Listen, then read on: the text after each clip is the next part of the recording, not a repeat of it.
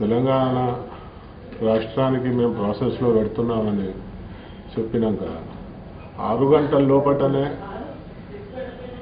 ఆంధ్ర పాలకులు రాయలసీమ నాయకులు కడుపులు మలమల కొట్టుకుంటున్నాయి. అయితే ఈ బాధ తెలంగాణ ప్రజలు 60 సంవత్సరాల నుంచి పడుతున్నారు. మా ఆక్రోశం ఎంత ఉండాలని వాళ్ళు గుర్తించాలి.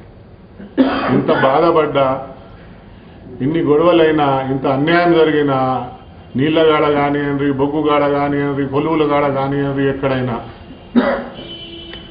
తెలంగాణ ప్రాంత ప్రజలు ఇంత ఓపిక ఉన్నారంటే వాళ్ళకు నా జోహార్లు, వాళ్ళకు నేను చేతులెత్తి దండం పెడతాను.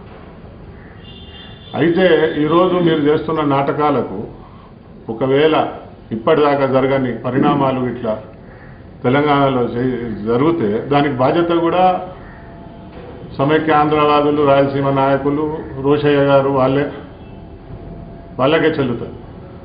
ఎందుకంటే ఇప్పుడు పొద్దున్న 6 గంటల నుంచి సాయంత్రం ఇప్పుడు 5 గంటల వరకు ప్రజలకు తెలిసింది ఏంటంటే ఇది ఒక నాటకము, ఇది బూటకము, ఇది అన్యాయము, మా నోట్ల మళ్ళా మన్ను కొట్టే ప్రయత్నాలు జరుగుతున్నాయి.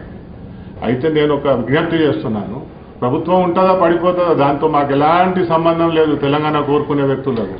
కాబట్టి ఎవరైతే రాజీనామాలు ఇచ్చిందో వాళ్ళ రాజీనామాలను స్వీకరించమని చెప్తున్నాను. దమ్ముంటే రాజీనామాలను స్వీకరించి అసెంబ్లీని డిజాల్వ్ చేసి మళ్ళీ ఎన్నికలు పెట్టినా మాకు బాధ లేదు. అయితే రాష్ట్ర